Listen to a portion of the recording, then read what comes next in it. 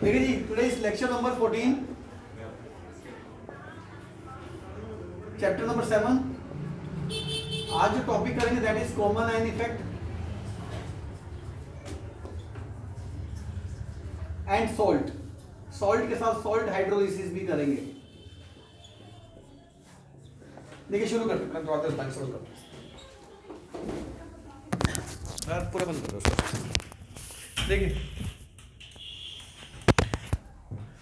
देखिए आज हम बात करेंगे कॉमन आयन इफेक्ट।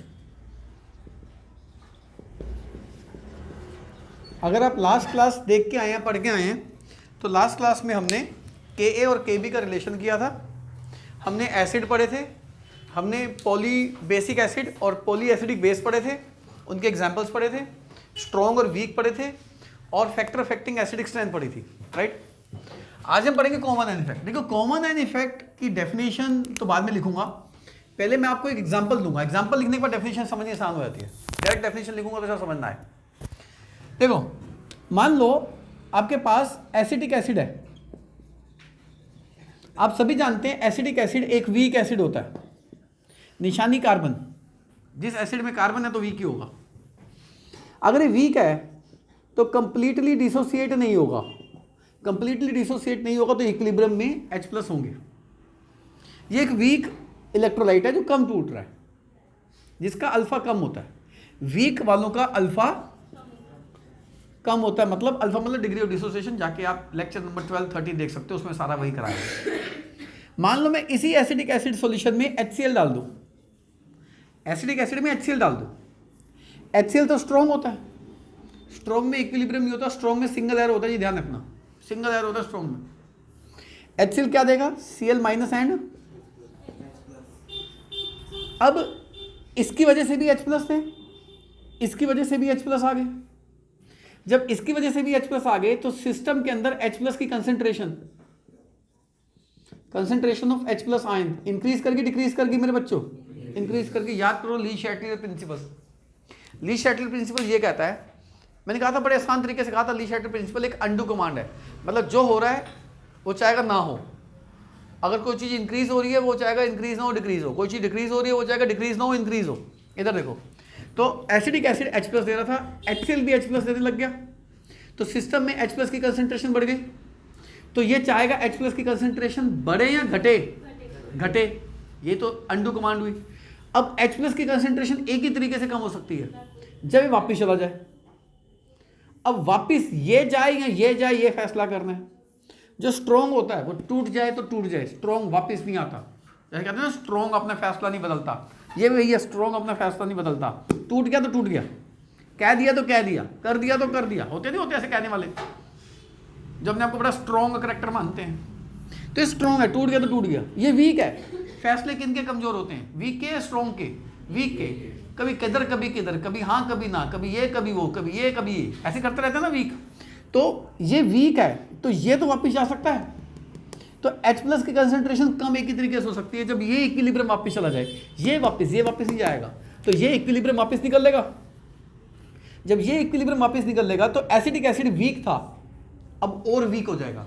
मतलब एसिडिक एसिड पहले ही कम टूट रहा था, अब और कम टूटेगा। जब वापस आ गया तो ज़्यादा टूटा कम टूटा, जब वापस आ गया तो कम ही टूटा ना। मैं आपको सिंपल लैंग्वेज में देता हूँ, चलो आपको ये लैंग्वेज समझ नहीं आए तो सिंपल लैंग्वेज से समझो। मान लो एसिडिक एसिड के 100 में से पहले 15 टूट रहे थे। 100 में से कितने टूट रहे थे? सिर्फ 15। HCl ने भी H+ दे दिया तो कंसेंट्रेशन H+ की बढ़ गई, वो चाहेगा कम हो। उन 15 में से 10 वापस निकल लिए। अब बताओ, पहले 100 में से 15 टूट रहे थे, अब 100 में से 10 वापस आ गए, तो अब टूटे कितने? 5। तो पहले के मुकाबले एसिडिक एसिड ज्यादा डिसोसिएट हुआ या कम डिसोसिएट हुआ? कम डिसोसिएट हुआ। यानी कि एसिडिक एसिड वीक था, अल्फा उसका कम था। HCl की प्रेजेंस में उसका अल्फा फर्दर डिक्रीज हो जाएगा और कम हो जाएगा। यानी कि एसिडिक एसिड स्ट्रॉन्ग की प्रेजेंस में, एसिडिक एसिड स्ट्रॉन्ग की प्रेजेंस में वीक हो जाएगा, या और वीक हो जाएगा, या स्ट्रॉन्ग हो जाएगा? और वीक हो जाएगा। इसको कॉमन आयन इफेक्ट कहते हैं। मैं आपको बड़ा अच्छा एग्जांपल देता हूं। मान लो कोई कमजोर टीम का मैच कमजोर टीम से हो रहा है, दोनों कमजोर टीम है। तो दोनों ही बहुत बेहतर खेलेंगी क्योंकि दोनों ही कमज़ोर टीमें। 300 रन टीम ए ने बना दिए, टीम बी 300 रन चेस करते हुए 298 पे ऑल आउट, मैच कांटे की टक्कर। आप स्ट्रॉन्ग टीम का मैच स्ट्रॉन्ग टीम से करा दो, मैच अंत तक जाएगा, कांटे की टक्कर होगा वो भी। स्ट्रॉन्ग टीम ने मार दिया 350 रन, दूसरी स्ट्रॉन्ग टीम चेस करते करते बना गई 350 रन से एक ज़्यादा, जीत गई, कांटे की टक्कर। पर एक बात सोचो, आप स्ट्रॉन्ग टीम को वीक टीम से बढ़ा दो, वीक टीम ना और वीक हो जाएगी। किसकी प्रेजेंस में? किसकी प्रेजेंस में? स्ट्रॉन्ग की प्रेजेंस में वीक टीम और वीक हो जाएगी, यानी कि उसकी परफॉर्मेंस अब और भी खराब हो जाएगी। वही टीम जो वीक के साथ खेल रही थी, 300 रन बना रही थी, वही वीक टीम स्ट्रॉन्ग टीम के साथ 20 रन पे ऑल आउट, वीक और वीक होगी नहीं होगी? और ये होता है ऐसा, आप जानते हैं ऐसे ही होता है। कमजोर टीम स्ट्रॉन्ग से बढ़ा दो, कमजोर का परफॉर्मेंस और बकवास हो जाएगी। वही यहां पे है, ध्यान दो। वीक पहले ही वीक था, कम टूट रहा था, स्ट्रॉन्ग के साथ बढ़ा दिया, वीक और वीक हो गया, वापस आ गया इक्विलिब्रियम वापस आ गया, अल्फा पहले से कम हो गया। अल्फा का पहले से ज्यादा कम हो जाना means the dissociation of weak electrolyte is further suppressed, मतलब वीक इलेक्ट्रोलाइट का डिसोसिएशन अब और भी कम हो गया। This is known as common ion effect. मैं आपको एक और एग्जांपल देता हूं, डेफिनेशन अभी नहीं लिखी, मैं जानता हूं। मान लो आप, अभी इसकी बात करूंगा, ध्यान देना मुझको कि सर इसकी बात दोबारा करनी है आपने। मान लो H2S लिया, H2S एक वीक इलेक्ट्रोलाइट होता है, कम टूटता है, ये बनाएगा। मैंने H2S के सॉल्यूशन में HCl डाल दिया, ये क्या देगा? H+ और एक इलेक्ट्रोलाइट वीक है, एक इलेक्ट्रोलाइट, और दोनों के पास एक आयन क्या है? तो कॉमन एन इफेक्ट की शर्त दिमाग में बिठा लो। कॉमन एन इफेक्ट की शर्त ये होगी कि एक स्ट्रॉन्ग होता है, एक वीक होता है, और स्ट्रॉन्ग और वीक में एक आयन कॉमन होता है। तो आयन कॉमन है, तो अगर कॉमन आयन हो, स्ट्रॉन्ग और वीक हो, तो वीक क्या हो जाएगा? और यानी कि ये इक्विलिब्रियम किधर किधर खिसक लेगा, और क्यों खिसक लेगा दोबारा सीख लो। H2S कम H+ दे रहा था, HCl से H+ और आगे, सिस्टम जाएगा H+ की कंसंट्रेशन कम एक ही तरीके से हो सकती है जब इक्विलिब्रियम वापस जाए। जब ये इक्विलिब्रियम वापस जाएगा तो पहले ही कम टूट रहा था, अब और भी कम, पहले 100 में से 20 टूट रहे थे, मान लो 18 वापस चले गए, अब 100 में से कितने टूट रहे हैं सिर्फ? तो वीक और कितना वीक हो गया सोचो। This is known as common ion effect. एक और एग्जांपल दूं, और एक और एग्जांपल देते हैं। आप जानते हैं अमोनियम हाइड्रोक्साइड स्ट्रॉन्ग है वीक है? जल्दी बोलो। अमोनियम हाइड्रोक्साइड वीक है, बहुत बढ़िया जी। वीक है तो क्या लगाऊंगा यहां पर? इक्विलिब्रियम आ गया। अमोनियम क्लोराइड स्ट्रॉन्ग है जी, स्ट्रॉन्ग है तो क्या लगाऊंगा? Single arrow. ध्यान दो, एक इलेक्ट्रोलाइट वीक, एक इलेक्ट्रोलाइट और आयन, तो क्या लगेगा? Common ion effect. The dissociation of weak electrolyte will further suppressed, this equilibrium will shift in the, तो वीक और वीक नहीं हो गया। एक और एग्जांपल दूं, और एक और एग्जांपल, डेफिनेशन अभी नहीं लिखी, लिखेंगे। मान लो आपने AgCl लिया, AgCl बहुत वीक इलेक्ट्रोलाइट होता है, बहुत कम संख्या में टूटता है। आपने उसके अंदर डाल दिया NaCl। NaCl सारी दुनिया जानती है स्ट्रॉन्ग होता है जी, पानी में नमक डालते हो स्ट्रॉन्ग नहीं होता, वो पूरा नहीं टूटता। एक वीक है और एक साथ में क्या है? और आयन क्या है?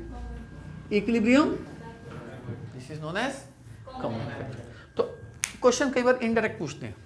क्वेश्चन ऐसे पूछेंगे, what will be the effect on the solubility of what will be the effect on the solubility of AgCl if NaCl is also added in it?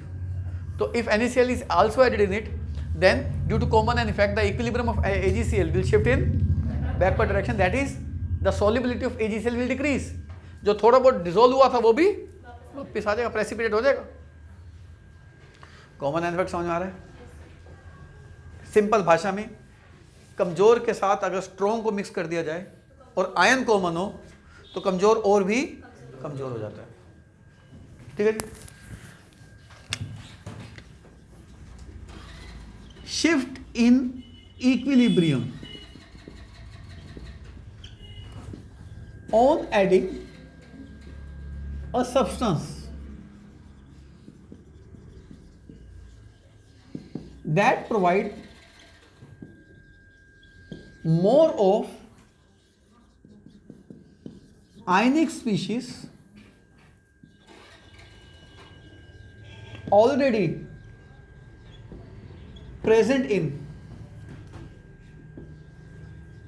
dissociated equilibrium. मतलब क्या, ध्यान से समझो, डेफिनेशन का एक शब्द बता रहा हूं। कह रहा है शिफ्ट इन इक्विलिब्रियम होगा, हुआ था ना यहां शिफ्ट, हुआ ना यहां शिफ्ट, हुआ ना यहां शिफ्ट, कह रहा है शिफ्ट इन इक्विलिब्रियम होगा ऑन एडिंग, ऐड करने से क्या, एक सब्सटेंस को, यानी कि ये इक्विलिब्रियम ऐसे शिफ्ट नहीं होगा, इसके ऐड करने से शिफ्ट होगा। ये इक्विलिब्रियम ऐसे पीछे नहीं आएगा, इसके ऐड करने से होगा। ये इक्विलिब्रियम ऐसे पीछे नहीं आएगा, इसके ऐड करने से होगा। तो shift in the equilibrium on adding a substance that provide, जो प्रोवाइड करेगा, दैट प्रोवाइड ये, दैट प्रोवाइड ये, दैट प्रोवाइड ये, मोर ऑफ आयनिक स्पीशीज, जो और ज्यादा आयनिक स्पीशीज प्रोड्यूस करे, वो आयनिक स्पीशीज प्रोड्यूस करे which is already present in the dissociated equilibrium, जो इक्विलिब्रियम में पहले से ही मौजूद है। डेफिनेशन क्लियर है? Shift in the equilibrium, equilibrium shift होगा on adding a substance that provide, जो प्रोवाइड करेगा more of the ionic species which are already present in the dissociated equilibrium. Definition clear है? इसकी एक और डेफिनेशन भी है, चाहो तो लिख सकते हैं जब रिकॉर्डिंग जब चेक करें। इसकी और डेफिनेशन आपको दूसरी हेल्थ बुक्स में मिल जाएगी कि if to a solution of weak electrolyte strong electrolyte is added having a common ion then the dissociation of weak electrolyte is further suppressed. बात तो वही है, कह रहा है कि अगर वीक की इलेक्ट्रोलाइट में स्ट्रॉन्ग डाल दें और आयन कॉमन हो तो वीक का डिसोसिएशन और भी सप्रेस हो जाएगा, पहले से और गिर जाएगा, वीक और वीक हो जाएगा आम भाषा में। एग्जाम्पल क्लियर है? मैं आपको एक चीज और बताता हूं, एसिडिक एसिड HCl की प्रेजेंस में ज्यादा टूटेगा कम टूटेगा? कम टूटेगा। अब देखो, मान लो आपने कोई ऐसा फूड खाया जिसमें एसिडिक एसिड था, ऐसा फूड खाया जिसमें एसिडिक एसिड था, स्टमक में जाएगा? स्टमक में क्या बैठा भाई? बड़ी अच्छी सिखा रहा हूं। अच्छा कहता है मैं कौन सा ऐसा फूड खाता हूं जिसमें एसिडिक एसिड होता है सर? शाबाश, चौमिन खा रही है तो सिरका खा रही है, बहुत बढ़िया बोली बच्ची। यहाँ आपके घर में अचार है, सिरके वाला अचार, विनेगर वाला अचार, उसमें विनेगर होता है। तो आपके स्टमक में जब एसिडिक एसिड जाएगा, असूलन एसिडिक एसिड को टूटना चाहिए किसमें? एसीटेट में, और पर अंदर क्या पड़ा हुआ है? HCl provide same ionic species H+, concentration H+ increase हो जाएगी to shift that equilibrium, it will shift in the backward direction. तो एसिडिक एसिड डिसोसिएट ज्यादा होगा, कम डिसोसिएट होगा मेरे स्टमक में, आपके स्टमक में जाके कम होगा, ज्यादा नहीं टूटेगा मेरे स्टमक में, क्योंकि मेरे स्टमक में जाते ही कौन सा इफेक्ट ऑपरेट होगा? कॉमन आयन इफेक्ट ऑपरेट होगा, नहीं टूटेगा। जो टूटेगा कम टूटेगा, जितना वो टूटने में सक्षम है उससे कम टूटेगा, ये कहना चाहता हूं। आप दिन भर जो फल खाते हो, सब्जियां खाते हो, अगर उसमें एसिड है, जैसे आप अमरूद खा रहे हो, जैसे आप टमाटो खा रहे हो, टमाटर खा रहे हो, इसमें ऑक्सैलिक एसिड होता है। ऑक्सैलिक एसिड ऑर्गेनिक एसिड है, ऑर्गेनिक एसिड है तो वीक एसिड होगा। तो जैसे ही मेरे स्टमक में ऑर्गेनिक एसिड जाएगा, H+ देगा, मेरे स्टमक में ऑलरेडी क्या बैठा है, तो ये H+ उसको टूटने से मना कर देगा, तो टूटता कहाँ? मेरी प्रेजेंस में भाई, वापस निकल, अनडिसोसिएटेड हो। तो जितने भी हम वीक एसिड खाते हैं दिन भर, सब्जियों में, दालों में, चाय में टैनिक एसिड होता है, तो क्या वो एसिड हमारे स्टमक में बहुत ज्यादा टूटेंगे, कम टूटेंगे? जितने टूटने में सक्षम है कम टूटेंगे, कारण क्योंकि कॉमन इफेक्ट लग जाएगा हमारे स्टमक में जाते, तो इतना खास इफेक्ट मेरे स्टमक को वो शायद नहीं कर सकते। एक दवाई आती है एस्प्रिन, एस्प्रिन का फॉर्मूला देख के घबरा मत जाना, इसका नाम है 2-एसिटॉक्सीबेंजोइक एसिड। नाम नहीं बताऊंगा, नाम बोल दिया, लिखूंगा नहीं। 2-एसिटॉक्सीबेंजोइक एसिड, एस्प्रिन। एस्प्रिन एक सॉल्ट है जो डिस्प्रिन नाम दवाई में आता है। किस में आता है ये? डिस्प्रिन नामक दवाई में आता है। तो जैसे मैं डिस्प्रिन यानी कि एस्प्रिन खाऊंगा, एसिड है, ऑर्गेनिक एसिड है, क्या स्टमक में जाएगा, ज्यादा टूट पाएगा? नहीं टूट पाएगा, क्यों नहीं टूट पाएगा? H+ है, कॉमन इन्फेक्ट होगा, टूटने नहीं देगा उसको स्टमक मेरा। यानी कि aspirin will remain almost undissociated in stomach. फिर जहां उसको अल्कलाइन मीडियम मिलेगा इंटेस्टाइन के पास जाके, वहां जाके वो हाइड्रोलाइज हो जाएगी। तो देखो मेडिसिन में भी कितनी केमिस्ट्री लगती है, कितनी सोच लगती है बच्चे। मैं आपको एक चीज और सिखाता हूं, हालांकि इस टॉपिक से रिलेटेड नहीं है, पर एक अच्छी चीज सिखा रहा हूं। अगर जो भी वीडियो देख रहा है आप भी समझो, जो वीडियो देख रहा है वो भी समझे। एक नॉर्मल मेडिसिन आती है और एक ऐसी मेडिसिन आती है जो कोटेड होती है, जिसके ऊपर कोटिंग होती है, कोटिंग, कोटेड टैबलेट लिखा होता है या एंट्री कोटेड लिखा होता है। यानी कि आप कभी दवाई के पीछे देखना लिखा होता है उसमें ईच कोटेड टैबलेट कंटेन या each entry coated tablet contain, उसका नीचे फॉर्मूला लिखा होता है। तो अगर जिस दवाई के ऊपर कोटेड टैबलेट लिखा है, जानते हैं इसका क्या मतलब है? इसका मतलब है दवाई अंदर है, ऊपर कोटिंग है। और जानते हैं इसका एक और मतलब है, आप इस दवाई को तोड़ नहीं सकते, आधा नहीं कर सकते। आपने देखा होगा जब आप छोटे रहे होंगे, या अगर हो सकता है अभी भी बड़े होकर नखरे करते होंगे, मैं दवाई नहीं खाऊंगा, बहुत बड़ी है, आधी कर दो। तो अगर आपने इस दवाई को आधा कर दिया यहां से, तो क्या होगा? ये तो कोटिंग है, ये भी कोटिंग है, ये भी कोटिंग है, यहां से सॉल्ट एक्सपोज हो जाएगा, सॉल्ट एक्सपोज हो गया। ऐसे आधा हिस्सा इधर है, ये कोटिंग है, ये कोटिंग है, ये कोटिंग है, इधर से सॉल्ट एक्सपोज हो गया, तो स्टमक में जाके हाइड्रोलाइज हो जाएगा, जहां उसको शायद नहीं होना था या उसको जो भी करना था। तो आपने उसको वहां हाइड्रोलाइज करा दिया जहां उसको नहीं होना था, यानी कि उसका असर भी कम करा दिया, उसका साइड इफेक्ट भी बढ़ा दिया, क्योंकि हर दवाई का साइड इफेक्ट तो थोड़ा बहुत होता ही होगा। तो आज इस लेक्चर के माध्यम से क्या चीज एक्स्ट्रा सीख रहे हैं आप? किसी भी टैबलेट को तोड़ना नहीं है, जिसके ऊपर क्या लिखा हुआ है, ईच कोटेड या each entry coated tablet contain this. पर जो बुखार की पैरासीटामोल आती है वो कोटेड नहीं होती, वो सॉल्ट ही होता है, सॉल्ट को चिपका के बनाया होता है उन्होंने, वो कोटेड नहीं होती। उसको आधा करो जब पीस दो, उसको कोई फर्क नहीं, खा दो। डिस्प्रिन आधा करो या पीस के पानी में घोल के खा दो, कोई दिक्कत नहीं। डिस्प्रिन तो डिसोसिएट ही नहीं होगी ना स्टमक में, क्योंकि उसमें कौन सा इफेक्ट लग जाना जाते ही, कॉमन इफेक्ट लग जाना। ये क्वेश्चन नीट में आया हुआ कि एस्प्रिन डिसोसिएट होगी या नहीं होगी, किसमें? स्टमक में। आंसर नहीं होगी, ऑलमोस्ट अनडिसोसिएटेड रहेगी। रीजन कॉमन इफेक्ट लग जाएगा। तो हाँ, पैरासीटामोल, कॉम्बीफ्लैम, ये जो क्रोसिन, डोलो, ये जो आती है दवाई, ये कोटेड नहीं होती, इसको तोड़ दो कोई दिक्कत नहीं, आधी करके खा लेते हो।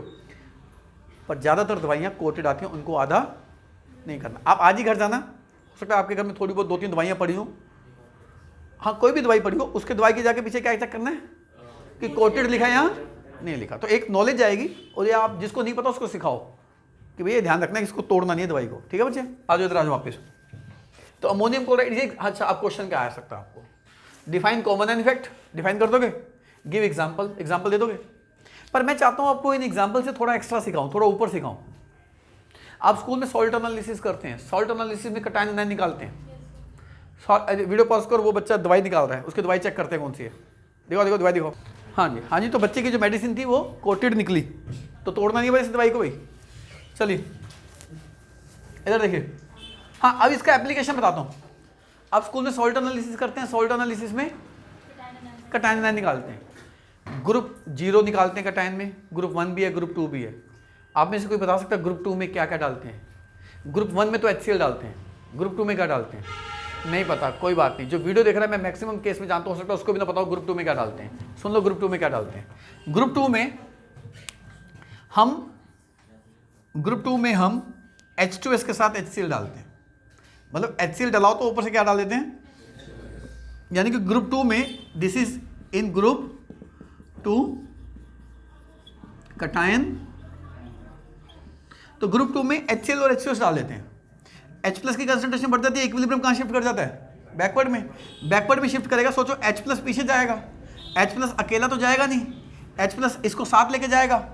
जब H+ इसको साथ लेके जाएगा तो सल्फाइड की कंसंट्रेशन बढ़ जाएगी, कम हो जाएगी? सल्फाइड कम हो जाएगा। जब ये वापस निकलेगा तो ये भी इसके साथ जाएगा ना, जब ये जाएगा तो ये भी तो कम हो गया। जब ये कम हो जाएगा तो इसकी कंसंट्रेशन कम होगी और इसकी आयनिक प्रोडक्ट और सॉल्युबिलिटी प्रोडक्ट वेरी करेगी, जिसकी वजह से ग्रुप 2 के कटायन में क्या होता है? Pb2+। ग्रुप 2 के कटायन में क्या होता है? आर्सेनिक 3+।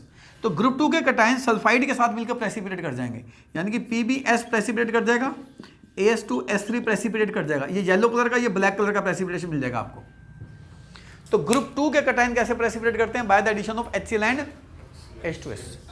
आपको वाइवा का क्वेश्चन बताऊं, बड़ा बढ़िया पूछेंगे ग्रुप 2 में क्या डालते हैं, आप क्या कहोगे?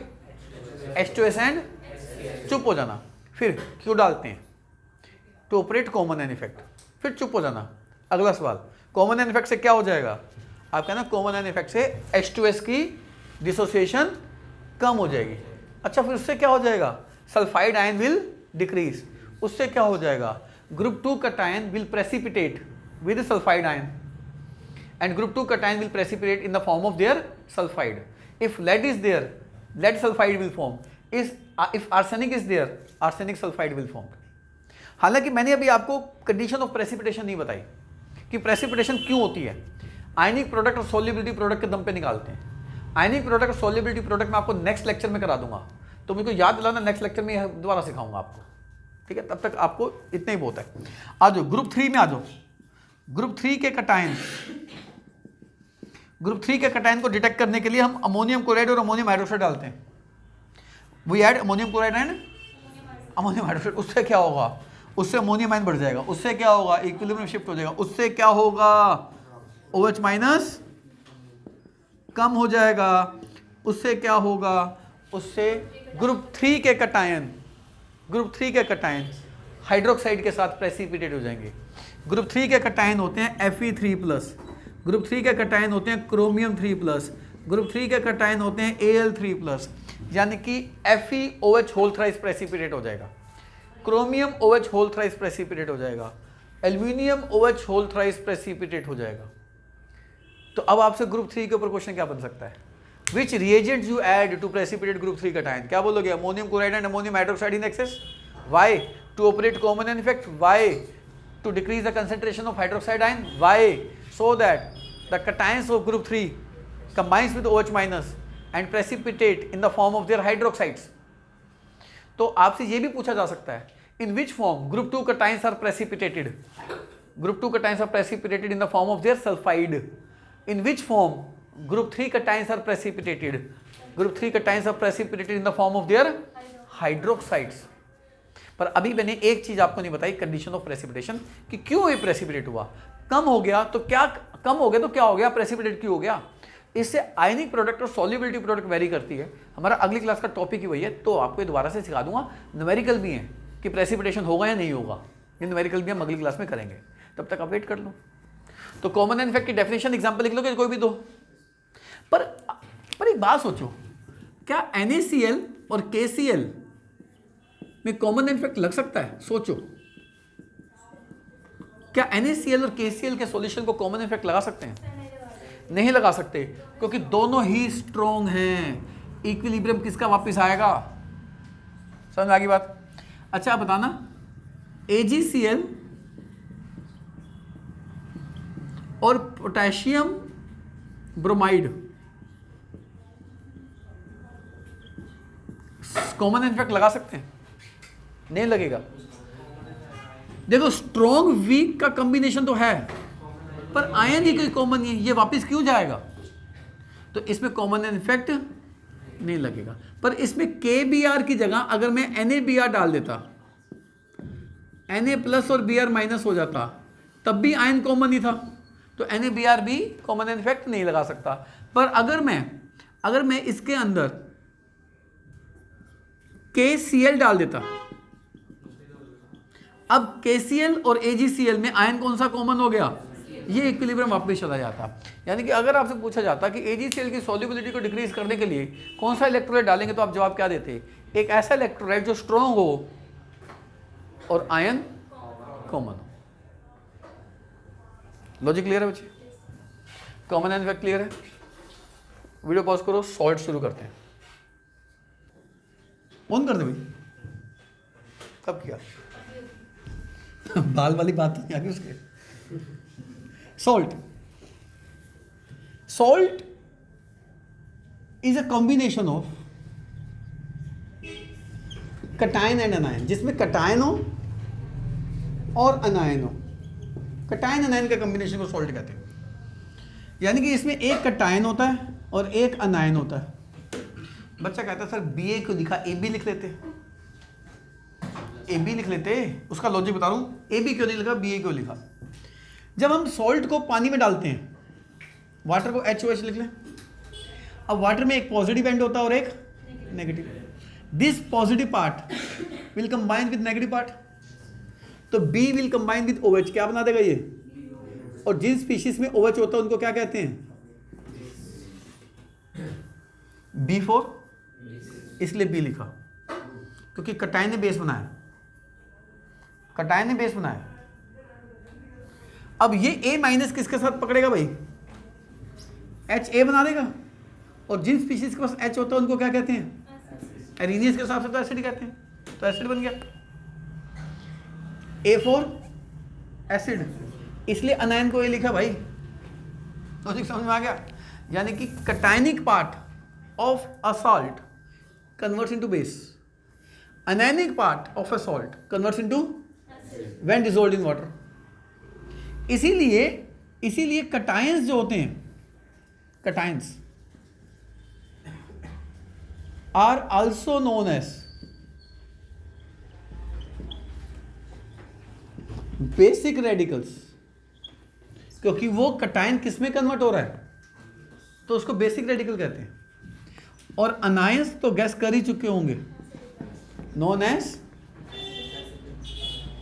एसिडिक रेडिकल्स, क्योंकि अनायन पार्ट कन्वर्ट्स इनटू, तो उसको एसिडिक रेडिकल कहते हैं। तो एक बात बताऊं, अगर ये पानी है ना और इस पानी में मैंने सॉल्ट डाल दिया, तो कटायन क्या बन चुका होगा, बेस। अनायन क्या बन चुका होगा, एसिड। तो मैं कटायन का टेस्ट नहीं कर रहा, वो कटायन जिस बेस में कन्वर्ट हो गया उसका टेस्ट कर रहा हूँ। और वो अनायन का टेस्ट नहीं कर रहा है इसके अंदर, वो अनायन जिस एसिड में कन्वर्ट हो गया उसका टेस्ट कर रहा हूँ। यानी कि I am detecting अनायन in the form of its acid, and I am detecting cation in the form of its base. वो जो बेस, जिस बेस में कन्वर्ट हो गया, मैं तो उसको ट्रेस कर रहा हूँ भाई। लॉजिक समझ में आया बच्चे। और सॉल्ट जो होता है, ये वाइवा का क्वेश्चन है जी, कि why cations are called basic radical and anions called acidic radical. Practical के वाइवा का क्वेश्चन है। आधे से ज़्यादा बच्चे तो ये पता होता है कि भी हम एसिडिक रेडिकल कर रहे हैं, ये नहीं पता होता एसिडिक रेडिकल क्यों कहते हैं उनको। तो अनायन को एसिडिक रेडिकल, अनायन कौन कौन से पढ़ते हो आप स्कूल में, carbonate अनायन, sulphide अनायन, sulphite अनायन, nitrite अनायन, nitrate अनायन, chloride, bromide, iodide अनायन, acetate अनायन, phosphate, sulphate अनायन। ये सारे के सारे पानी में जाके क्या बना देंगे, एसिड। बताओ कौन सा एसिड, देखो H2CO3 एसिड बन जाएगा पानी में जाते ही, H2S एसिड बन जाएगा, H2SO3 एसिड बन जाएगा, HNO2 एसिड बन जाएगा, HNO3 एसिड बन जाएगा, HCl, HBr, HI। ये बताओ ये कौन सा एसिड बना देगा भाई, H2SO4 एसिड बना देगा।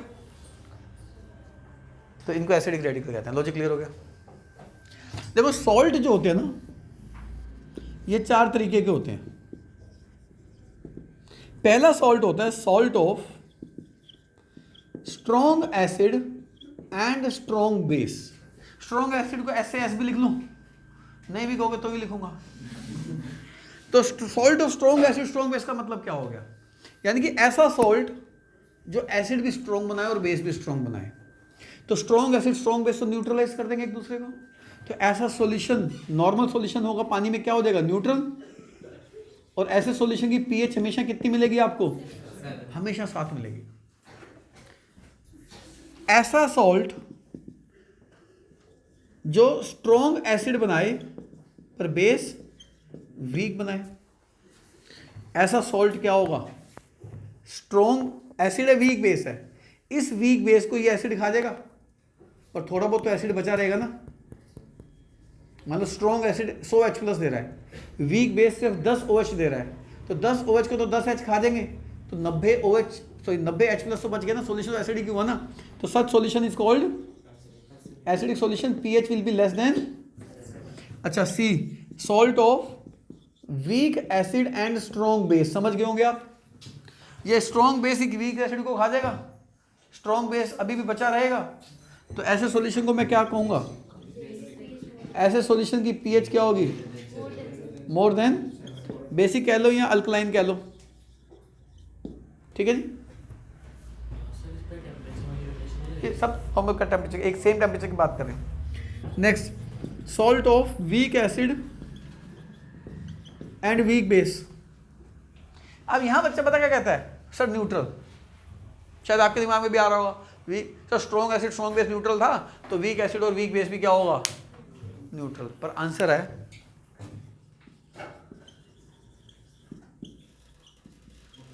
Almost neutral.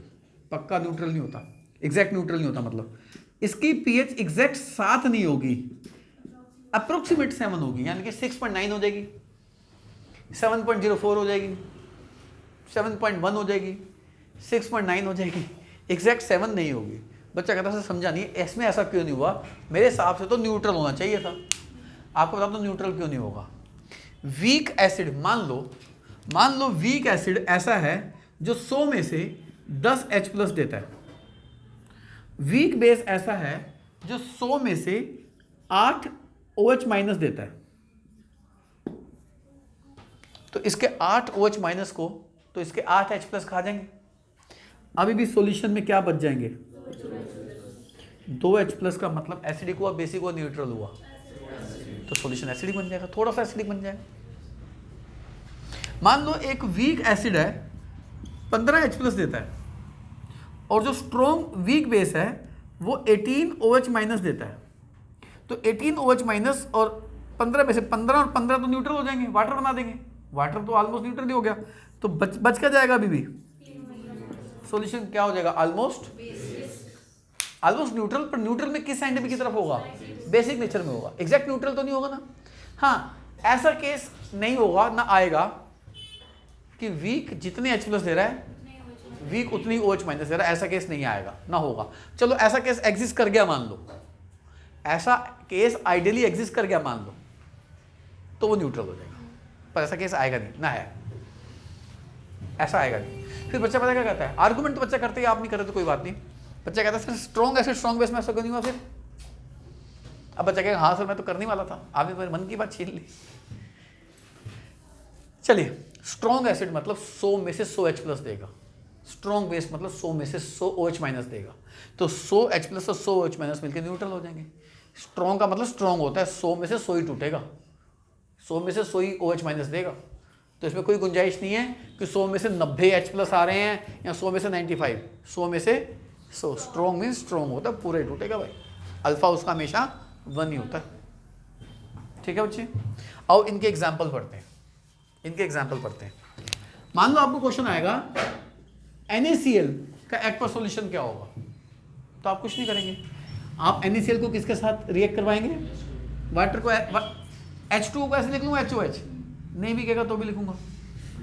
तो NaCl ऐसे लिख सकता हूँ, Na+ और अब कुछ नहीं करना, कटायन को दे दो अनायन Na, और इस अनायन को दे दो ये पॉजिटिव। सारी दुनिया जानती है एसिड कौन सा, ही HCl, हमारे सबके स्टमक में यही तो एसिड। और NaOH strong acid, sorry strong base. बच्चा कहता है सर मैं कैसे पता लगाऊंगा स्ट्रॉन्ग बेस, बड़ी आसान बात है, जिस बेस में अल्कली मेटल आ गया, sodium, potassium, rubidium, caesium, francium, जिसमें अल्कली मेटल आ गया, स्ट्रॉन्ग बेस ही होगा। सेकंड थॉट भी मत देना कि स्ट्रॉन्ग वीक। चलो बताओ, potassium hydroxide strong, caesium hydroxide strong, sodium hydroxide strong, rubidium hydroxide strong, calcium hydroxide weak, क्योंकि कैल्शियम ग्रुप 2 में आ गया, और ग्रुप 2 के हाइड्रोक्साइड होते हैं बेस, स्ट्रॉन्ग नहीं होते। समझ में आ गई बात। मैग्नीशियम हाइड्रोक्साइड वीक, ग्रुप 2 में आ गया ना। बेरिलियम हाइड्रोक्साइड वीक, ग्रुप 2 में आ गया ना। एल्यूमिनियम हाइड्रोक्साइड ग्रुप 13 में आ गया ना। तो समझ में आ गया, ग्रुप 1 वाले कौन से होते हैं, lithium, sodium, potassium, rubidium, caesium, francium, ये सारे के सारे कौन से बेस बनाएंगे भाई। तो बताओ ये सॉल्यूशन क्या हो जाएगा, पीएच कितनी हो जाएगी, यानी कि मैं इस पानी में चाहे आधा चम्मच नमक डालूं, चाहे 2 चम्मच, चाहे 3 चम्मच, चाहे 4 चम्मच, न्यूट्रल ही रहेगा। क्यों? क्योंकि नमक इसके अंदर जाके क्या बनाएगा, NaOH एंड HCl, यानी कि इसमें एसिड भी बनेगा, इसमें दोनों मिलकर न्यूट्रल। मैं पी जाऊंगा तो मैं एसिड पी रहा हूँ, बेस पी रहा हूँ, न्यूट्रल पी रहा हूँ, न्यूट्रल पी रहा हूँ। बताओ, पोटाशियम नाइट्रेट पानी में डालो, KOH बन जाएगा, स्ट्रॉन्ग HNO3 बन जाएगा, स्ट्रॉन्ग क्या हो जाएगा, ये भी समझ में आ रही बात? आओ आगे और देखते हैं। अमोनियम क्लोराइड पानी में डालो, कटायन अनायन को पकड़ेगा, क्या बन जाएगा, अनायन H को पकड़ेगा, HCl कौन सा acid, ammonium hydroxide, weak base होता भाई। अभी मैं कॉमन एंड इफेक्ट का एग्जांपल नहीं करा रहा था, उसमें अमोनियम हाइड्रोक्साइड स्ट्रॉन्ग था, वीक था। तो बताओ ओवरऑल सॉल्यूशन क्या हो जाएगा, ये एसिड इसको खा जाएगा, सॉल्यूशन क्या होगा, इसकी पीएच क्या होगी, लेस देन। तो एक बार ये भी एमसीक्यू का क्वेश्चन बन गया, बच्चे की कॉमन सेंस चेक करते हैं एमसीक्यू में। तो पूछा हुआ था, the salt of ammonium chloride of this much gram is dissolved in this much volume, what will be the final pH of this solution? चार ऑप्शन थी, एक तो 7 थी, एक थी 7.2, एक थी 8.2 और एक थी 5.6। लॉजिक लगना था, ये एसिडिक सॉल्यूशन बनेगा pH 7 से, और 4 में से एक ही ऑप्शन थी जो 4 से कम, 7 से कम दे रखी थी, 5.1 से लगा दो। समझ में आ गई बात? थोड़ी सी कॉमन सेंस भी चेक हो जाती है बच्चों की। आज आगे चलते हैं। हाँ, अगला है सोडियम कार्बोनेट। सोडियम कार्बोनेट को पानी में डालो, NaOH बन जाएगा, स्ट्रॉन्ग बेस। 2 लिखने की जरूरत नहीं, 2NaOH बैलेंसिंग की जरूरत नहीं मुझे तो एसिड बेसिक न्यूट्रल करना है। और H2 इसको दे दो, Na2 निकलेंगे तो 2H आएंगे, H2CO3 बन जाएगा। H2CO3 कार्बोनिक एसिड होता है, कार्बन वाले एसिड सारे तो वीक एसिड हो गया। तो सॉल्यूशन बताओ क्या हो जाएगा, बेसिक हो जाएगा, pH will be more than 7। समझ आ गई बात? Sodium carbonate, washing soda, 10th में पढ़ा नहीं पढ़ा मैं नहीं जानता। अच्छा, सोडियम बाइकार्बोनेट, ये 10th क्लास की NCERT का क्वेश्चन है, ये एसिडिक का बेसिक है, न्यूट्रल है। आओ देखते हैं। Na किसको पकड़ेगा, और 10th ही नहीं, आपकी 11th class NCERT S block का NCERT का बैक क्वेश्चन है ये, कि सोडियम बाइकार्बोनेट अल्कलाइन क्यों होता है। आओ देखते हैं। आप इसको पानी में डालो, स्ट्रॉन्ग बेस बन जाएगा, और H इसको दे दो, H एक है, ये एक और H आ जाएगा, weak. Overall solution will be, pH will be. अब जानते सोडियम बाइकार्बोनेट किस में होता है? सोडियम बाइकार्बोनेट, जिसको आप मीठा सोडा कहते हो, पता नहीं क्या कहते हो, सोडियम बाइकार्बोनेट बेकिंग सोडा कहते हो, सोडियम बाइकार्बोनेट इनो में भी होता है। और इनो आप कब पीते हैं, जब एसिडिटी होती है। एसिडिटी होती है मतलब ज़्यादा एसिड बन गया, ज़्यादा एसिड बन गया तो आपने क्या खाया, ऐसा सॉल्ट जो ओवरऑल क्या है, बेस। तो ये बेस मेरी बॉडी में जाएगा, एक्स्ट्रा एसिड को न्यूट्रलाइज कर देगा। अरे ये इसको तो कर ही चुका होगा, थोड़ा बहुत जो एसिड और मिलेगा स्टमक में उसको भी न्यूट्रलाइज कर देगा, और मेरे को एसिडिटी से रिलीव कर देगा, और इंस्टेंट रिलीव कर देगा। ऐड में कहते हैं ना, इनो दे झट से आराम। झट से आराम क्यों देगा? क्योंकि आयनिक रिएक्शन फास्ट हो जाएगी। हाँ, डाउट बोलो। बेसिक नेचर है ये, बेसिक नेचर है। बेसिसिटी शब्द नहीं बोला मैंने, बेसिक नहीं बोलना तो अल्कलाइन बोल दो, अल्कलाइन बोल दो, ठीक है जी। तो नो डाउट इनो एसिडिटी को रिलीव करती है, पर इनो ज्यादा पीने से स्टमक और एसिडिक हो जाता है। तो इनो ज्यादा पीने से स्टमक अल्सर हो सकता है, मतलब छाले पड़ जाना, फिर अल्सर वाले पार्ट को निकालना पड़ता है सर्जरी से। तो ज्यादा इनो पीना भी, रिपीटेड इनो पीना भी प्रॉब्लमेटिक हो सकता है, नुकसान कर सकता है, आपकी हेल्थ के लिए नुकसान हो सकता है। तो कोशिश करिए या तो पिए मत, या बहुत मजबूरी हो तो पीजिए, और अदरवाइज एसिडिटी है भी तो खुद डॉक्टर ना बनिए, डॉक्टर के पास जाइए। समझ आ गई बात? वो बात अलग है, आजकल हर दुनिया अपने आप को डॉक्टर समझते, गूगल किया और दवाई निकाल दी, और दुनिया कहती है एसिडिटी के लिए कौन जाता है डॉक्टर के पास। अरे जाओ, जरूर जाओ, वो आपको अच्छी दवाई देगा, जिंदगी में नहीं होगी, कम से कम इसकी जरूरत तो नहीं पड़ेगी। ये तो इमरजेंसी है, कहीं आप बाहर हैं, कहीं कुछ नहीं मिल रहा, चलो ये पी लिया, अदरवाइज ये कोई इलाज थोड़ा है। ये इफेक्ट को खत्म करता है, कॉज को नहीं। मतलब मान लो इसके अंदर एसिड बढ़ गया, ये इफेक्ट है, मैंने सोडियम बाइकार्बोनेट खाया, न्यूट्रल हो गया, पर जिस वजह से एसिड की सप्लाई आ रही थी वो वजह तो अभी भी है, वो फिर एसिड भेज देगी। रिसेप्टर्स होते हैं हमारे स्टमक में, वो रिसेप्टर्स बैठेंगे एसिड बना देंगे, और वो रिसेप्टर बैठेंगे एसिड बना देंगे। और तो आप बताओ एसिडिटी को रोकने के लिए मुझको एसिड को न्यूट्रलाइज करना जरूरी है, इन रिसेप्टर को जो बदमाशी कर रहे हैं इनको रोकना जरूरी है? अगर रिसेप्टर रोक लूंगा फालतू तो शायद एसिड को रोकना भी, सिक्रेशन भी रोक लूंगा। तो कई तरीके होते हैं, ये तरीके कौन ज़्यादा जानते हैं भाई? डॉक्टर के पास जाओ, वहाँ इलाज कराओ। अपनी बीमारियों को गूगल करना बंद करें, सबसे खतरनाक आज की डेट में। सोडियम बाइकार्बोनेट समझ आ गया बात जी? अल्कलाइन कर लोगे? ये एनसीईआरटी का बैक क्वेश्चन है पी ब्लॉक में, तो आप लिखेंगे sodium bicarbonate on dissolving water give strong base NaOH and weak acid carbonic acid, so that the overall solution becomes basic alkaline, the pH become greater than 7। ये 10th में भी question है, 11th में भी क्वेश्चन है, ठीक है जी। हाँ जी आगे चलते हैं।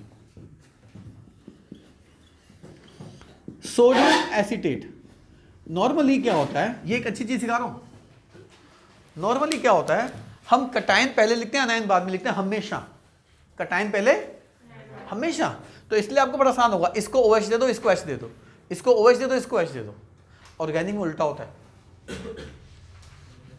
ऑर्गेनिक में अनायन पहले और कटायन बाद में। भाई इस कटायन को क्या दे दो और इसको क्या दे दो, H।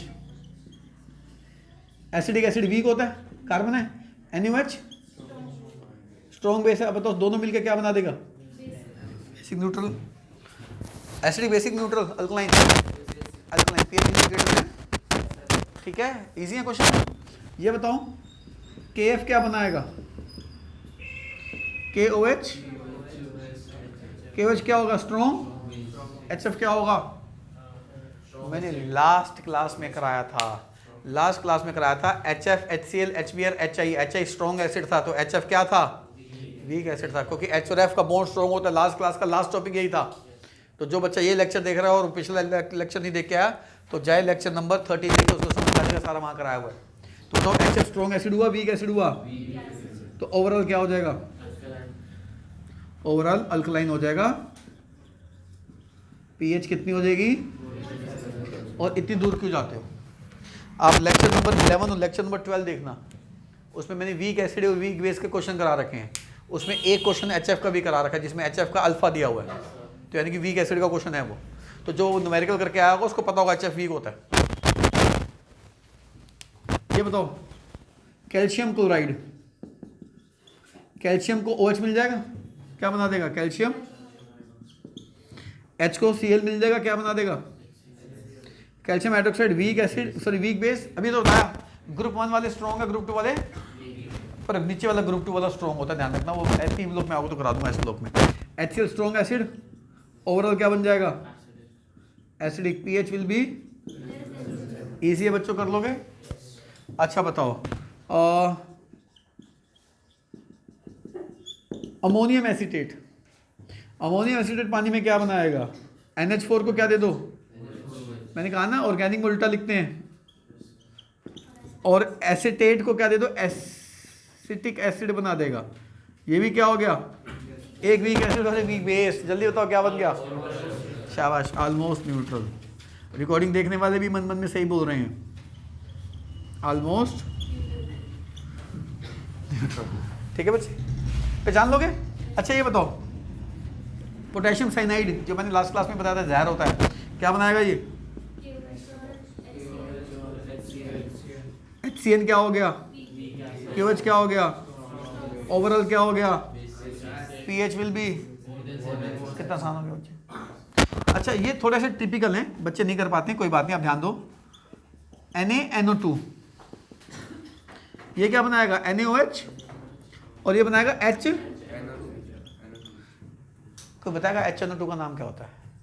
HNO3 का तो सबको पता है, नाइट्रिक एसिड, नाइट्रस एसिड, इसका नाम क्या है, नाइट्रस एसिड, वीक होता है बच्चों। NaOH, overall solution will B acidic basic neutral क्या, बेसिक। यहाँ तक समझ आ गई बात। अच्छा इस हिस्से को रब कर देते हैं, किस हिस्से को, इसको कर देता हूँ, इसकी जरूरत ही नहीं है ना। देखो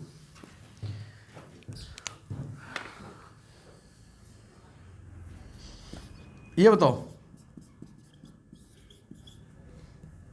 सोडियम बेंजोएट क्या बनाएगा, NaOH, C6H5CO को क्या दे दो, कार्बन है तो एसिड कौन सा हो गया, Na है तो बेस क्या हो गया, ओवरऑल क्या हो जाएगा, क्या लगता है pH will B. Sodium benzoate कहाँ सुना है आपने जिंदगी में, कोई बात नहीं, सुनाता हूँ आपको कहाँ सुना है आपने। सोडियम बेंजोएट हर उस चीज में होता है जो आप पैक्ड फूड खाते हैं। पैक्ड फूड में आप क्या क्या खाते हैं, पैक्ड फूड में आप जैसे जैसे ये जो स्क्वैश हो गए, या जैसे आप जो फ्रूटी पीते हैं, या जैम खाते हैं, जैम खाते हैं, पिकल्स अचार लेते हैं, हर उस चीज़ में क्या डाल देते हैं उठा के, सोडियम बेंजोएट। आप बताओ अगर मैं जैम खा रहा हूँ, या मैं अचार खा रहा हूँ, पिकल्स खा रहा हूँ, या कोई स्क्वैश पी रहा हूँ, तो साथ में क्या चीज़ फ्री में खा रहा हूँ, ये फ्री में खा रहा हूँ। ये मेरी बॉडी में जाते ही स्ट्रॉन्ग बेस और वीक एसिड बनाएगी, यानी कि ओवरऑल मेरी बॉडी के अंदर बेस ज़्यादा प्रोड्यूस कर देगी। ये वही काम करेगी जो इनो कर रही है थोड़ी बहुत, समझ आएगी बात। नहीं घर वाले नहीं डालते, ये मार्केट से जो आते हैं पैक्ड फूड। तो जितने भी, क्योंकि ये जो होता है ये एक बहुत अच्छा प्रिजर्वेटिव होता है, ये तो 10th क्लास में भी पढ़ा होगा कि प्रिजर्वेटिव होता है, खाने को प्रिजर्व करता है, स्पॉइल नहीं होने देता, ऑक्सीडेशन नहीं होने देता, रेंसिडिटी को रोकता है। तो वही बात है, पैक्ड फूड केवल कब खाओ, जब मजबूरी हो, जब आप कहीं सफ़र कर रहे हैं, कुछ खाने को नहीं है, खा लिया, या आप कहीं दूर जा रहे हैं, घर से पैक करके लेके जाना है जो ख़राब ना हो, जैम लेके ख़राब नहीं होगा। समझ आ रही है बात। पर आप सोचो मैं घर पे बैठा हूँ और घर पे पैक्ड फूड खा रहा हूँ, तो फिर तुम मूर्ख हो ना। मैं क्या सेंस बनती है भाई, तुम घर पे बैठे हो, घर पे बैठ के क्या खा रहे हो, पैक्ड फूड। पैक्ड फूड तो सफ़र में घूमने वालों के लिए बने थे, मुसाफिरों के लिए बने थे कि भाई तू 3 दिन के लिए जा रहा है, 10 दिन के लिए जा रहा है, ये जैम ले जा, ये स्क्वैश ले जा, ये पिकल ले जा, फलानी चीज़ ले जा। तो वो चीज़ रास्ते में कोई फ्रिज थोड़ा ना रास्ते में, तो रास्ते में तो ख़राब हो जाएगी, बैक्टीरियल अटैक हो जाएगा, ऑक्सीडेशन हो जाएगा, रेंसिडिट, इसलिए डालते थे भाई। और उसके चक्कर में देखो वो चीज़ खाऊंगा साथ में ये भी जाएगा मेरी बॉडी में, तो साइड इफेक्ट तो होगा ही थोड़ा बहुत। प्रिजर्वेटिव क्लास 1 क्लास 2 प्रिजर्वेटिव छोड़ो, डिटेल में नहीं जाऊंगा, पर प्रिजर्वेटिव हमारी बॉडी के लिए फ़ायदेमंद नहीं होते, फ़ायदेमंद नहीं होते। तो जो भी चीज़ आप पैक्ड खा रहे हो, it means it contains preservatives. और मेरे हिसाब से, बाकी मानना ना मानना आपके ऊपर है भाई, मेरे हिसाब से अगर मैं घर पे बैठा हूँ तो there is no sense of eating packed food. मैं घर पे बैठा हूँ, मैं घर का फ्रेश खाना खाऊंगा ना, कोई ज़रूरत नहीं है आपको पैक्ड फूड खाने की, मर्जी आपकी है। वैसे सब में होगा प्रिजर्वेटिव, ये नहीं होगा कोई और प्रिजर्वेटिव डाल देंगे, ठीक है बेटे। जो भी चीज़ में प्रिजर्वेटिव है कुछ ना कुछ हद तक आपकी बॉडी के लिए हार्मफुल ही होते हैं। तो क्या आप डिफरेंट सॉल्ट्स की न्यूट्रल, एसिडिक, बेसिक और ऑलमोस्ट न्यूट्रल वाली नेचर पहचान लोगे? अच्छा बताना इसका क्या होगा। C6H5NH3+ Cl-, यह है एनिलीनियम क्लोराइड। ये पानी में जाएगा, एक तो ClHCl बना देगा और क्या बना देगा, C6H5NH2। ये क्या हो जाएगा, वीक, और ये है strong, overall solution will B acid. ये बात तो समझ में आ गई। देखो बच्चे, अगर आप 2006 से पहले की एनसीईआरटी को देखोगे, 2006 से पहले की एनसीईआरटी में स्ट्रॉन्ग एसिड वीक बेस की पीएच की कैलकुलेशन डेरिवेशन न्यूमेरिकल थे। वीक एसिड स्ट्रॉन्ग बेस की पीएच की कैलकुलेशन, पीएच के डेरिवेशन थे।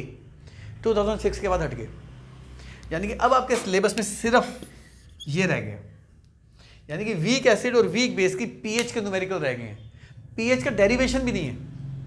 तो यानी कि अब मैं जो लिख रहा हूं, ये पार्ट आ रहा है बोर्ड में, बता देखियो, पीएच ऑफ सॉल्ट, कौन सा सॉल्ट, वीक एसिड एंड इसकी पीएच के न्यूमेरिकल रह गए हैं आपके सिलेबस में, बाकी कोई पीएच के न्यूमेरिकल नहीं है। वीडियो पॉज करो, मैं पूरा बोर्ड पे साफ करके लिख देता हूँ। पीएच का फॉर्मूला है, ये है 7 + ½ pKa - pKb। ये किस सॉल्ट की पीएच का फॉर्मूला है? Salt of weak acid and weak base. ये आपके सिलेबस में रह गया। मान लो आपको क्वेश्चन आया, calculate pH of ammonium acetate. Ammonium acetate की पीएच निकालो। If pKa of acetic acid is 4.8 and pKb of ammonium hydroxide is 4.4। मान लो क्वेश्चन आया, मैंने ऐसे बना दिया डाटा, तो आप फॉर्मूला लगाओगे पीएच का। कैसे पता चला ये वीक एसिड वीक बेस का क्वेश्चन आया? बताओ, क्या आपने इससे पता लगाया? नहीं, आपको बड़ा अच्छा तरीका बताता हूँ। जहाँ pKa दे दिया एसिड वीक ही होगा, जहाँ pKb दे दिया बेस वीक ही होगा। तो जब दोनों ही वीक हैं तो सॉल्ट कौन सा सॉल्ट हो गया? Salt of weak acid and weak base. बड़ी सिंपल निशानी होगी भाई ये तो पीएच का फॉर्मूला क्या होगा? 7 + ½ ऑफ pKa माइनस, लगाओ 7 + ½ ऑफ pKa कितना भाई? माइनस pKb कितना? 4 तो आपका आंसर आ जाएगा 7 + ½ ऑफ 0.42 आ जाएगा, तो 7.2। अब बताओ, अल्कलाइन, स्लाइटली अल्कलाइन, एसिडिक या स्लाइटली एसिडिक? Slightly alkaline. आपको पता है आपके ब्लड की पीएच कितनी होती है? 7.3 से लेकर 7.4, यानी कि हमारा ब्लड ऑलमोस्ट न्यूट्रल है पर स्लाइटली अल्कलाइन होता है। स्लाइटली अल्कलाइन होता है हमारा ब्लड। पर आपको थोड़ा सा मुश्किल क्वेश्चन भी आ सकता है। If Ka of HCN, K मतलब आयनाइजेशन कांस्टेंट, 11-12 लेक्चर जाके देख लो, वहां पे सारा डिस्कशन है। K of HCN is 2 × 10⁻⁻6 and Kb4 ammonium hydroxide is 3 × 10⁻⁵. Calculate pH of ammonium cyanide. मुझको कैसे पता चला ये अमोनियम साइनाइड वीक एसिड और वीक बेस का सॉल्ट है? कैसे पता चला? के दे दिया तो वीक एसिड होगा, के भी दे दिया तो वीक बेस होगा। अच्छा, पी के ए कैसे निकाल लूंगा? पी के का फॉर्मूला होता है minus log of minus log, के की वैल्यू कितनी है? 2 × 10⁻⁻, माइनस कॉमन आ गया, log 2 + log 10 की पावर माइनस, तो क्या बन जाएगा? पी के ए कितना आ गया? माइनस कॉमन है, log 2 की वैल्यू क्या याद करवाई थी? log 10 1 होता है, -6 आगे आ जाएगा, तो आपका पी के ए का आंसर आ जाएगा +5.0996। समझ आ गया जी? पी के कैसे निकाल लिया? मेरे को ये वैल्यू मिल गई, ये वाली वैल्यू तो मिल गई पी के की। ठीक, ऐसे मैं क्या निकाल लूंगा? पी के बी का फॉर्मूला क्या हो जाएगा? माइनस लॉग ऑफ 3 × 10⁻⁻ कितना है? तो आपका आंसर आ जाएगा माइनस कॉमन log 3, ये हो जाएगा, यहां आ रहा हूं तो आ जाएगा माइनस कॉमन था ही था, log 3 की वैल्यू क्या याद कराई थी? log 10 1 होता है, माइनस आगे आ जाएगा, प्लस 4.9225, ये आ गया जी पी के बी आ गया। पीएच का फॉर्मूला क्या होता है? 7 + ½ ऑफ पी के ए माइनस पी के 7 लगाओ, हाफ फुट करो, पी के कितना निकाला है? 5.7 ही कर दूं, 5.7 कर दो, चलो, माइनस 4.5 कर दो, इसको पूरा लेना, मुझको कोई फर्क नहीं पड़ता। आप आंसर निकाल लेना, आंसर 7 से ज्यादा आएगा 7 से कम आएगा, क्योंकि दिस माइनस दिस पॉजिटिव आएगा, तो आंसर 7 से ज्यादा आएगा, तो यानी कि ये सॉल्यूशन स्लाइटली। पर सोचो अगर के ए और के भी इक्वल होते, के और के भी इक्वल होते, यानी कि जितना वीक एसिड है उतने वीक, तो फिर पी के और पी के भी इक्वल आते, इक्वल आते तो 0, तो आंसर क्या आ जाता? ऐसा कोई क्वेश्चन आएगा नहीं आपको। आपको पी के और पी के भी में कुछ तो वैल्यू डिफरेंट होगी, तो कोई ज़्यादा होगा कोई, और वैसे भी आप देख के बता सकते थे। दिखाऊं, ये देखो एसिड का के कम है, बेस का के भी थोड़ा -5 -6 से ज़्यादा ही है, यानी कि बेस थोड़ा सा स्ट्रॉन्ग है, बेस थोड़ा सा स्ट्रॉन्ग है, तो आंसर 7 से थोड़ा सा ज़्यादा ही आना है। इसी तरीके से आप गैस भी कर सकते हो, नहीं कर सकते हो। तो ये टॉपिक हो गया जी आज हमारा। कौन सा? आज हमने कौन सा टॉपिक किया? आज हमने किया कॉमन एन इफेक्ट, उसके एग्जाम्पल्स, और सॉल्ट हाइड्रोलिसिस। आपको क्वेश्चन कैसे आ सकता है सॉल्ट हाइड्रोलिसिस में, कि आपको डिफरेंट सॉल्ट दिए होंगे और आपसे पूछा होगा कि इनमें से कौन सा एसिडिक का, कौन सा बेसिक का, कौन सा न्यूट्रल है। वर्कशीट है किसी के पास इक्विलिब्रियम की? हाँ। अब जिसके पास नहीं है कोई बात नहीं, सुन ले, घर जाके इसको PDF को डाउनलोड कर ले। जिसके पास नहीं है 9811232145 पे मुझसे व्हाट्सएप से ले सकता है, जो बच्चा रिकॉर्डिंग भी देख रहा है वो भी। एक इसके अंदर क्वेश्चन नंबर 58 है, सेम क्वेश्चन NCERT में भी मिल जाएगा अगर आप ढूंढोगे तो। यहाँ 58 है, NCERT में 58 है नहीं, इसकी गारंटी नहीं दे रहा, NCERT में कोई और नंबर ही है। क्वेश्चन है predict if the solution of the following salt are neutral, acidic और बेसिक।